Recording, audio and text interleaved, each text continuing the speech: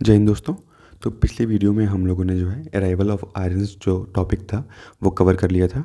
इस वीडियो में हम स्टार्ट करने जा रहे हैं religion during pre Mauryan period, यानी मौर्य पीरियड की शुरुआत होने से पहले क्या रिलीजन हमको देखने को मिलता है। तो देखिए मेनली जो है टू मेजर रिलीजन्स जो है उस टाइम जो है इन दोनों रिलीजन्स का उदय हो रहा था, जिसमें बुद्धिज़्म और जैनिज़्म थे। तो पहले हम बात करेंगे बुद्धिज़्म के बारे में। तो बुद्धिज़्म के फाउंडर थे गौतम बुद्ध, या जिनको हम सिद्धार्थ के नाम से भी जानते हैं। इनका जन्म जो है 563 बीसी में हुआ था। 563 बीसी में लुम्बिनी में हुआ था। लुम्बिनी जो है वो नेपाल में पड़ता है। और ये क्षत्रिय थे, शाक्य क्लैन के, यानी शाक्य वंश के जो है ये क्षत्रिय थे। ठीक है, तो कपिल वस्तु के थे ये। ठीक है, इनके पिताजी जो है ये कपिल वस्तु के जो है ये वहाँ के लीडर हुआ करते थे। इनकी माता का नाम था माया देवी, या इनको महामाया के नाम से भी जानते हैं। तो बुद्ध भगवान के जन्म के बाद जो है 7 दिन बाद महामाया की देवी की जो है मृत्यु हो जाती है। और सिद्धार्थ का जो है पालन पोषण जो है ये इनके स्टेप मदर प्रजापति गौतमी के द्वारा जो है लालन पोषण जो है इनका वो किया जाता है। इनके पिताजी का नाम था सुधोधन, और ये जो है कपिल वस्तु के जो है वहाँ के रिपब्लिकन किंग थे, यानी इलेक्टेड किंग जो है ये थे सुधोधन। और इनकी माता है महामाया, जो कि कोलिया रिपब्लिक की प्रिंसेस थी। ठीक है, कोलिया रिपब्लिक की प्रिंसेस थी।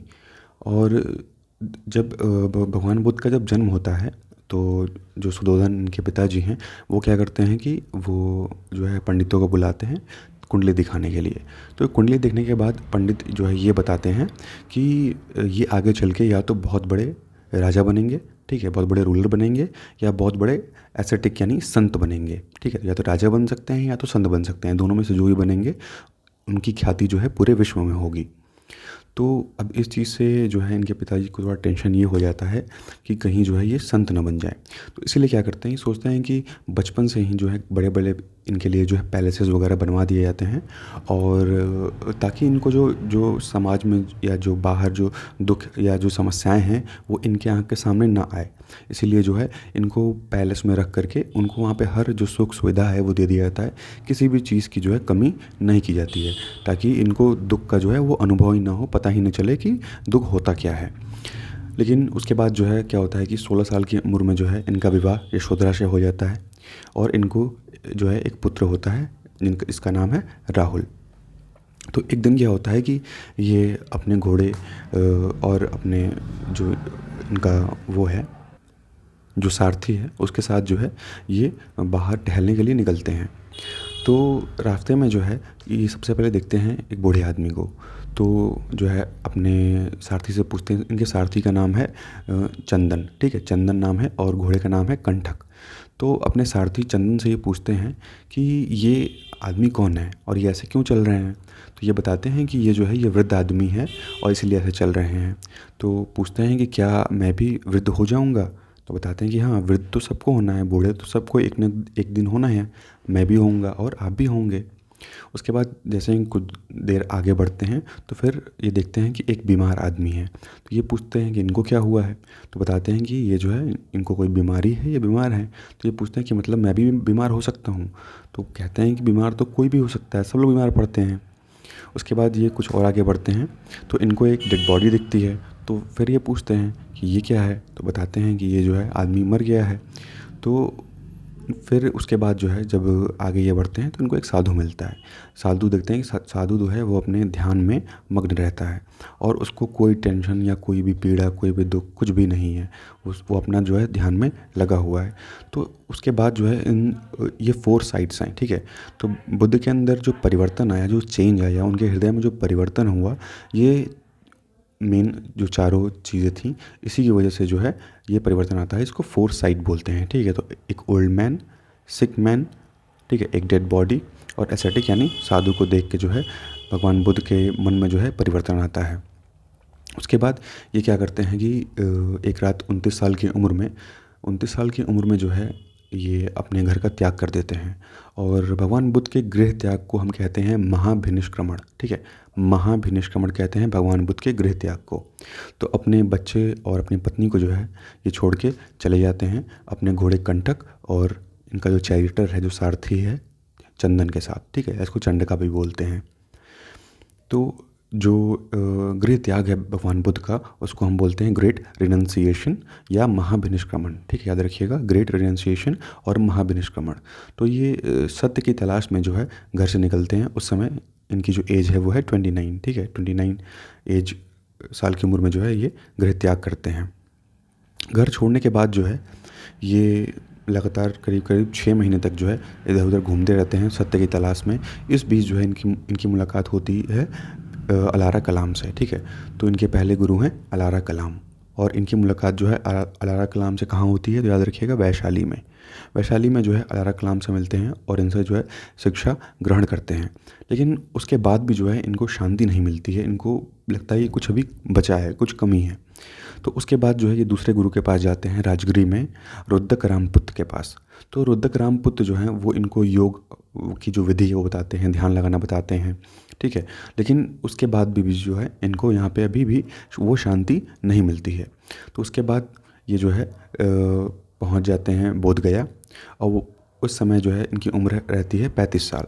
तो एक पीपल के पेड़ के नीचे, उरुवेला एक गांव है, उरुवेला गांव में जो है इस पीपल के पेड़ के नीचे यहाँ पे बगल में जो है निरंजना जो नदी है वो बह रही थी।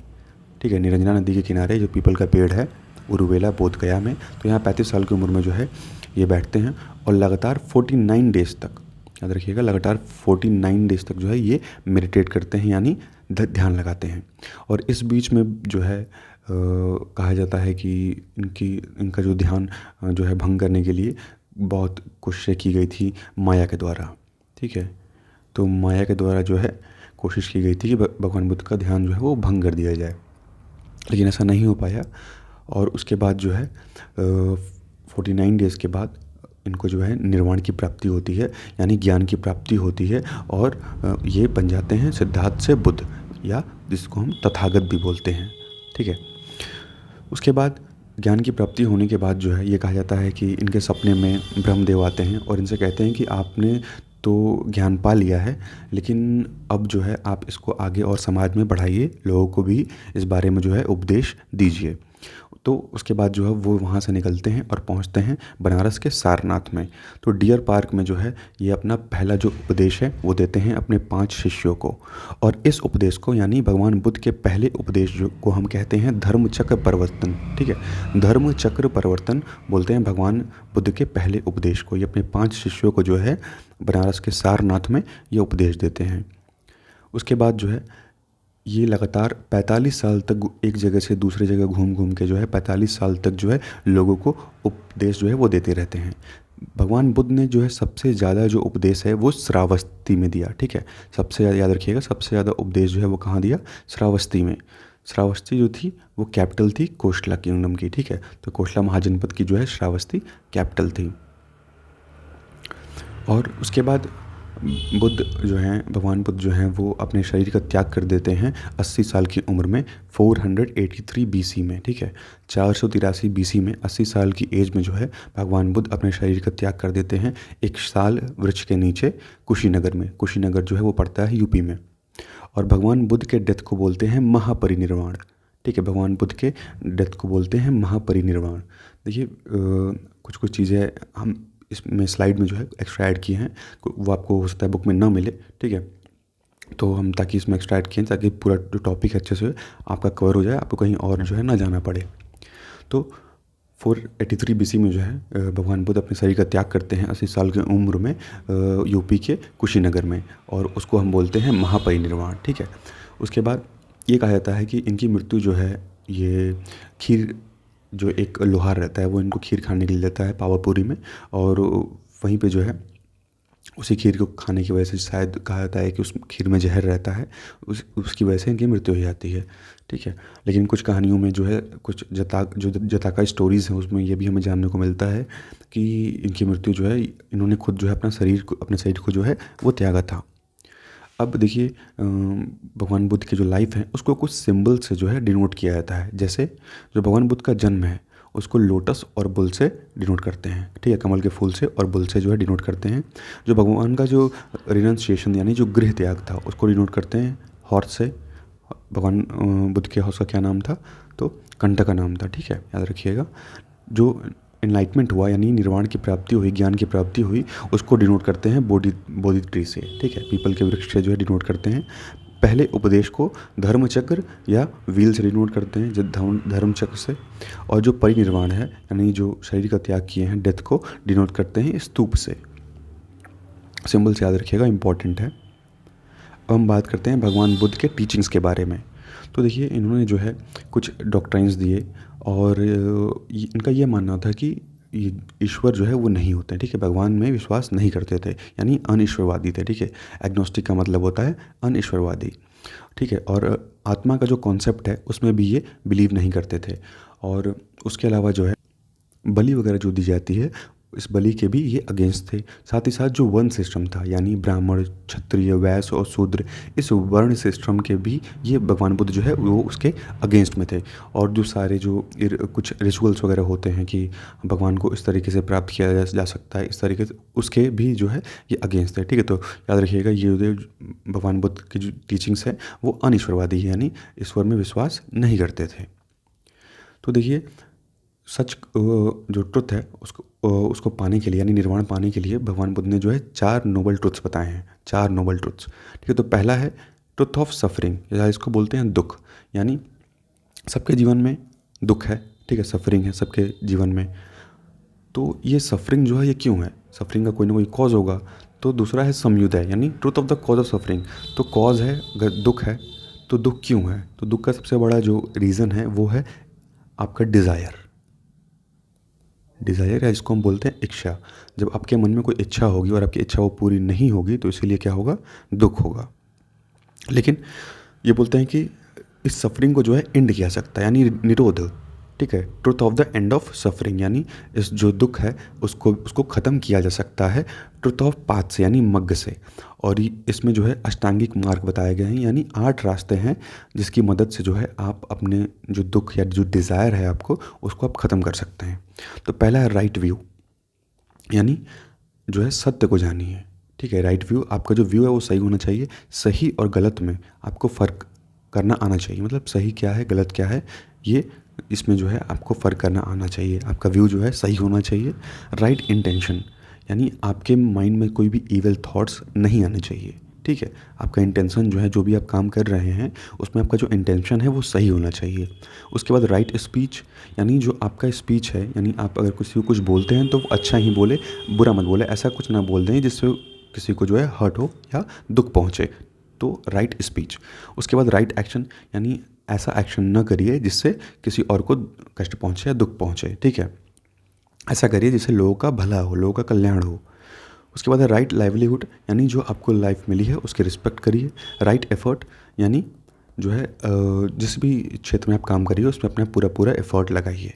और उसके बाद मेडिटेशन, यानी राइट कंसंट्रेशन की बात यहाँ की गई है, तो ध्यान करिए, ठीक है, ध्यान करना आवश्यक है, मेडिटेशन की बात की गई है। उसके बाद है राइट माइंडफुलनेस, यानी जो आपके मन में जो विचार आ रहे हैं, अगर बुरे बुरे ख्याल आते हैं तो उसको आप कंट्रोल करने की कोशिश करिए, अपने थॉट्स पे अपना कंट्रोल रखिए, तो इसको बोलते हैं राइट माइंडफुलनेस। तो ये 8 मार्ग हैं, इसके हेल्प से आप जो है निर्वाण की प्राप्ति कर सकते हैं। इसके बाद देखिए जो राइट एक्शन है, तो भगवान बुद्ध बताते हैं कि क्या क्या जो है करना चाहिए। तो पहला तो है इसमें अहिंसा जो है नहीं करना चाहिए, ठीक है, यानी कोई पशु पक्षी जानवर या आदमी इंसान किसी की भी हत्या जो है नहीं करनी चाहिए, अहिंसा नहीं करना चाहिए, ठीक है। उसके बाद सत्य, चाहे जो भी हो जाए हमेशा जो है ट्रुथ बोलना चाहिए, सच बोलना चाहिए, कभी भी चोरी नहीं करना चाहिए, यानी जो है स्टीलिंग है जो है वो नहीं करना चाहिए। उसके बाद अपरिग्रह, यानी किसी भी प्रकार की जो संपत्ति है वो नहीं रखनी चाहिए, किसी भी काइंड ऑफ प्रॉपर्टी जो है वो आपको एक्वायर करके नहीं रखना चाहिए। किसी भी मादक पदार्थों का सेवन नहीं करना चाहिए, ड्रिंकिंग वगैरह नहीं करना चाहिए, ठीक है। बिना समय के जो है भोजन नहीं करना चाहिए और आरामदायक बिस्तर पे जो है नहीं सोना चाहिए। धन को जो है इकट्ठा करके नहीं रखना चाहिए और स्त्रियों से दूर रहना चाहिए और जो डांस है या सॉन्ग्स हैं उनसे भी दूर रहना चाहिए, नृत्य और गान से भी जो है दूर रहना चाहिए। तो ये इन सारी चीज़ों का जो है पालन करके आप निर्वाण की प्राप्ति कर सकते हैं। नेक्स्ट हम देखते हैं बुद्धिस्ट काउंसिल के बारे में। तो देखिए बुद्धिस्ट काउंसिल हमेशा जो एग्ज़ाम में पूछता है। तो जो पहली बौद्ध संगीति थी यानी फर्स्ट बुद्धिस्ट जो काउंसिल थी वो होती है 483 BC में। 483 बीसी में होती है। उस समय जो है राजा रहते हैं अजातशत्रु। तो अजातशत्रु के टाइम पीरियड पे 483 बीसी में होती है। और किसके नेतृत्व में होती है? तो महाकश्यप के नेतृत्व में जो है ये राजगृह में कंडक्ट की जाती है।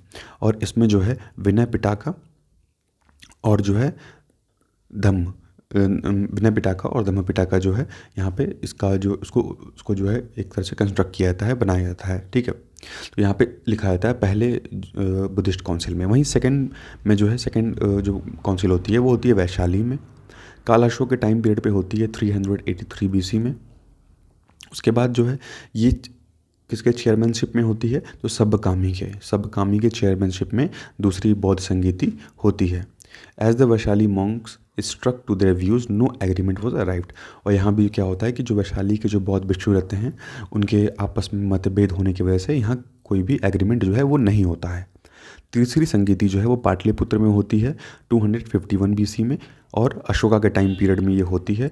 और इसके चेयरमैन होते हैं मोगलीपुत्र तिस्स।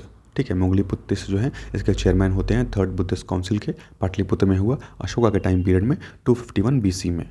यहाँ पे जो है कई कैनोनिकल जो पिटाकाज हैं उनका क्लासिफिकेशन किया जाता है।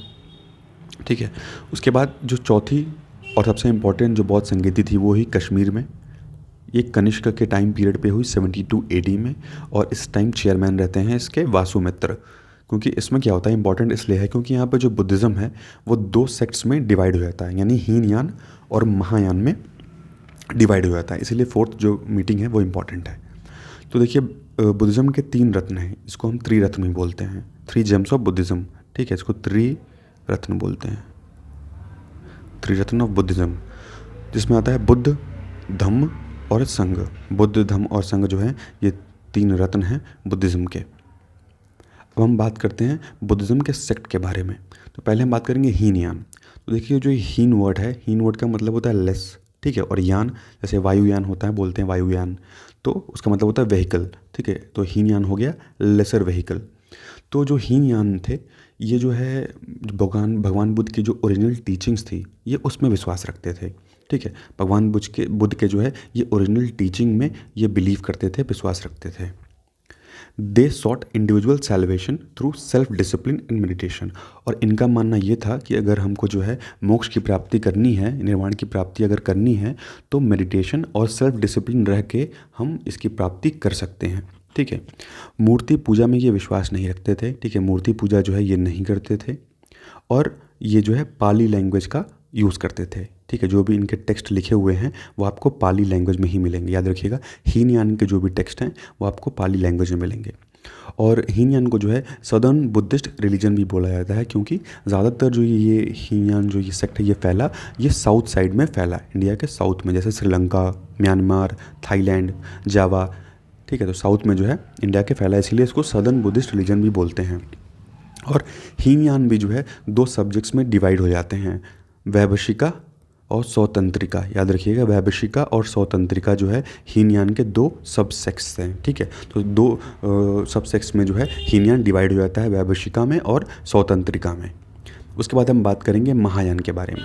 तो महा मतलब हो गया ग्रेटर और यान मतलब हो गया व्हीकल, इसीलिए इसको बोलते हैं ग्रेटर व्हीकल। तो जो महायान थे वो ये विश्वास करते थे कि भगवान बुद्ध जो हैं वो मतलब एक भगवान के अवतार हैं। ठीक है, कि भगवान बुद्ध को ही जो है वो भगवान मानते थे। जैसे हीनयान क्या करते थे, हीनयान जो है उनकी टीचिंग्स को मानते थे। ठीक, लेकिन वो जो है ये महायान जो हैं वो भगवान बुद्ध को जो है वो भगवान मानते थे। और इनका मानना ये था कि आपको मोक्ष की प्राप्ति कैसे होगी, तो बुद्ध और बोधिसत्व की मदद से। ठीक है, तो बोधिसत्व यानी जो कोई मान लीजिए कोई बिच्छू है, उस बिच्छू के जो है कोई गुरु होंगे या कोई एक उनके आइडल होंगे जिसकी वो पूजा करता होगा। ठीक है, तो उसको बोलते हैं बोधिसत्व। तो बुद्ध और बोधिसत्व की पूजा करके, उपासना करके जो है हमको निर्वाण की प्राप्ति हो जाएगी, ये मानना था महायान का। महायान जो है वो मूर्ति पूजन में विश्वास रखते थे, इसीलिए महायान से ही बाद में आपको जो भी बुद्धिस्ट जो स्कल्पचर्स वगैरह हैं, जो मूर्तियाँ वगैरह हैं वो जो देखने को मिलती हैं, ये बिलोंग करती हैं किससे? महायान से। और इनके जो भी ग्रंथ आपको मिलेंगे वो संस्कृत लैंग्वेज में मिलेंगे। इसको जो है नॉर्दर्न बुद्धिस्ट रिलीजन भी बोलते हैं, क्योंकि ये जो है नॉर्थ ऑफ इंडिया में फैला था, जैसे इंडिया के नॉर्थ में चाइना हो गया, कोरिया हो गया, जापान हो गया, इन इलाकों में जो है महायान ज़्यादा फैला, इसीलिए इसको नॉर्दर्न बुद्धिस्ट रिलीजन भी बोलते हैं। इसमें देखिए 2 सब्जेक्ट आपको देखने को मिलेगा, एक है मध्यमिका और एक है शून्यवाद। ठीक है, तो मध्यमिका शून्यवाद जो है इसके फाउंडर थे नागार्जुन। तो मध्यमिका और जो शून्यवाद है यानी एक बीच का रास्ता या शून्यवाद इसको बोलते हैं। और दूसरा है योगाचार विजनवाद, और योगाचार विजनवाद के जो फाउंडर थे वो मैत्रेयनाथ थे और इनके डिसाइपल थे असंग। ठीक है, याद रखिएगा योगाचार विजनवाद के जो है फाउंडर कौन है, मैत्रेयनाथ, और इनके जो डिसाइपल हैं असंग। वहीं जो मध्यमिका और शून्यवाद है इसके फाउंडर थे नागार्जुन। तो देखिए शून्यवाद का कॉन्सेप्ट क्या था कि शून्यवाद में यह था कि सपोज करिए कि एक हिरण है, ठीक है, डियर है, और इस हिरण के जो है एक फैमिली है, फैमिली में जो है 3 लोग हैं। ठीक, फैमिली में जो है 3 लोग हैं, जो सब तीसरा वाला है वो सबसे छोटा है। तो एक क्या होता है कि एक शेर आता है, और शेर आता है और सबको मार देता है, केवल सबसे छोटा वाला जो है वो जीवित बचता है, बाकी सब लोग मर जाते हैं। तो आपके माइंड में क्या भाव आएगा? ठीक, अब इसके बाद देखिए, ये तो आपने ये एक इस तरह समझ लिया। दूसरा चीज़ देखिए, अगर सब अब देखिए कि ये शेर है, ये क्या है, ये तो सीधी बात है कि कार्निवोरस है, ये तो मीट खाएगा ही खाएगा। यानी ये प्रकृति का नियम है कि भाई ये शेर है तो वो तो हिरण को खाएगा ही खाएगा। ठीक है, तो इसमें आप क्या कर सकते हैं? तो ये जो कॉन्सेप्ट है, अब यहाँ पे जो आपको फीलिंग आएगी वो है शून्यवाद की फीलिंग। ठीक है, तो शून्यवाद जो है इसके फाउंडर थे नागार्जुन, और योगाचार विजनवाद के जो फाउंडर हैं वो उसके थे मैत्रेयनाथ। नेक्स्ट जो है वो है वज्रयान। ठीक है, तो हीनयान हो गया, महायान हो गया, और उसके बाद है वज्रयान। तो जो वज्रयान के लोग थे वो ये मानते थे कि मोक्ष पाने या निर्वाण प्राप्ति का जो सबसे अच्छा तरीका है वो मैजिकल पावर्स के थ्रू हम पा सकते हैं। यानी they believe that salvation could be best attain by acquiring the magical powers, और इसी मैजिकल पावर्स को यानी इसी शक्तियों को इन्होंने नाम दिया वज्र। ठीक है, वज्र नाम दिया। उसके बाद इनकी जो है एक चीफ डाइटी थी जिसका नाम था तारा देवी। ठीक है, तारा देवी की ये जो है उपासना करते थे, पूजा करते थे। जैसे हिंदू धर्म में जैसे काली जी हैं, वैसे ही वज्रयान के लिए जो है वो तारा देवी हुआ करती थी, उन्हीं की जो है ये पूजा करते थे। और वज्रयान जो है वो ईस्टर्न इंडिया में ज़्यादा पॉपुलर होता है, यानी बंगाल और बिहार के जो इलाके हैं वहाँ पे ये ज़्यादा पॉपुलर होता है वज्रयान। ठीक है, तो ये जो तांत्रिक या पूजा पाठ ये सब चीज़ें हैं ये वज्रयान करते थे, और ये आपको जो है बंगाल में जो है वो ज़्यादा देखने को मिलेगा। नेक्स्ट हम बात करते हैं कुछ इंपॉर्टेंट बुद्ध सैक्रेड जो है श्राइन्स की बात करते हैं, कहाँ कहाँ जो क्या क्या इंपॉर्टेंट इसमें जो है, इसको हम देखिए इसमें 8 मेनली जो है 8 जगहों की बात की जाती है जिसको अष्ट स्थान बोलते हैं। ठीक है, अष्ट स्थान बोलते हैं, जिसमें लुम्बिनी, बोधगया, सारनाथ और कुशीनगर है। ठीक है, ये चार जो है वो ज़्यादा इंपॉर्टेंट हैं। क्यों? क्योंकि लुम्बिनी में जो है भगवान बुद्ध का जो है जन्म हुआ था, वहीं बोधगया में जो है भगवान बुद्ध को जो है ज्ञान की प्राप्ति यानी एनलाइटमेंट हुआ था। उसके बाद सारनाथ में भगवान बुद्ध पहला उपदेश देते हैं। ठीक है, फर्स्ट सर्मन जो हुआ वो सारनाथ में हुआ, और कुशीनगर में जो है इनकी मृत्यु होती है। इसीलिए चारों जो है ज़्यादा इंपॉर्टेंट हो जाते हैं। उसके अलावा श्रावस्ती, राजगृह, वैशाली और सनकास्य, तो ये जो 8 जगह हैं ये इसको हम बोलते हैं अष्ट स्थान। तो ये 8 जो हैं ये सैक्रेड श्राइन हैं बुद्धिज़्म की। उसके बाद कुछ और सेंटर्स की बात करते हैं, जैसे अमरावती है नागार्जुन कोंडा में। ठीक है, जो कि आंध्र प्रदेश में पड़ता है। अमरावती नागार्जुन कोंडा जो है ये आंध्र प्रदेश में पड़ता है, ये इंपॉर्टेंट सेंटर है। बिहार में नालंदा, गुजरात में जूनागढ़ और वल्लाभी, और मध्य प्रदेश में सांची और बहरूद। उसके बाद महाराष्ट्र में आपको अजंता एलोरा देखने को मिलेगा। वहीं उड़ीसा में जो है धौलागिरी है, और कन्नौज, कौशाम्बी और जो मथुरा है वो यूपी में है, और जगदल्ला जो है वो है वेस्ट बंगाल में, और सोमपुरी भी वेस्ट बंगाल में है। तो ये जो है इंपॉर्टेंट बुद्धिस्ट के जो है सेंटर हुआ करते थे। अब कुछ रॉयल पैटर्न्स की बात करते हैं, यानी किन किन राजाओं ने जो है, किन किन रूलर्स ने जो है बुद्धिज़्म को अपनाया, बुद्धिज़्म को फॉलो किया। तो पहले हैं बिम्बिसार और अजातशत्रु। ठीक है, तो ये मगध डायनेस्टी के थे, हर्यंक वंश के। ठीक है, हर्यंक डायनेस्टी के जो है ये थे बिम्बिसार और अजातशत्रु। कौशल वंश के थे प्रसेनजीत, और वत्स रूलर हैं उदयन। उसके बाद अवंती के रूलर हैं प्रद्योत, और मौर्य एम्पायर के रूलर थे अशोक और दशरथ। इंडो ग्रीक रूलर हैं मिनेंडर, या जिसको हम मिलिंद के नाम से भी जानते हैं। एक किताब है इनकी मिलिंद पन्हो। ठीक है, कमेंट में ये बताइएगा कि मिलिंद पन्हो जो बुक है वो किसने लिखी है, उसके मिलन पन्हों के जो राइटर हैं वो कौन है। ठीक है, तो इंडो ग्रीक रूलर हैं, तो ये भी जो है बुद्धिज़्म फॉलो कर लेते हैं।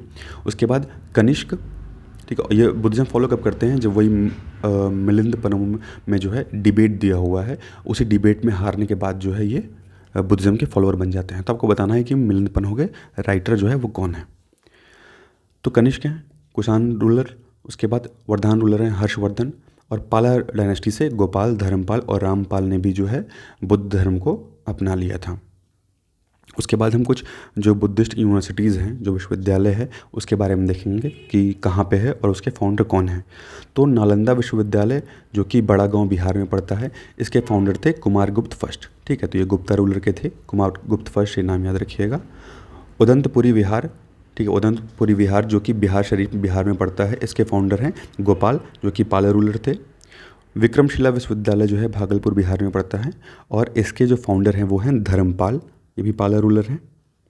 उसके बाद सोमपुरी, ये नॉर्थ बंगाल में पड़ता है, इसके जो फाउंडर हैं वो हैं धर्मपाल, ये भी पाला रूलर हैं। और जगतलाल यूनिवर्सिटी जो है ये बंगाल में पड़ता है, इसके फाउंडर थे रामपाल, ये भी पाला रूलर हैं। और वल्लभी यूनिवर्सिटी जो है ये गुजरात में पड़ता है, और ये भट्टरका इसके जो है फाउंडर हैं, ये मैत्रक रूलर थे। ठीक है, तो इस वीडियो में बस इतना ही। नेक्स्ट वीडियो में जो है वो हम जैनिज़्म डिस्कस करेंगे। Thank you and thanks for watching.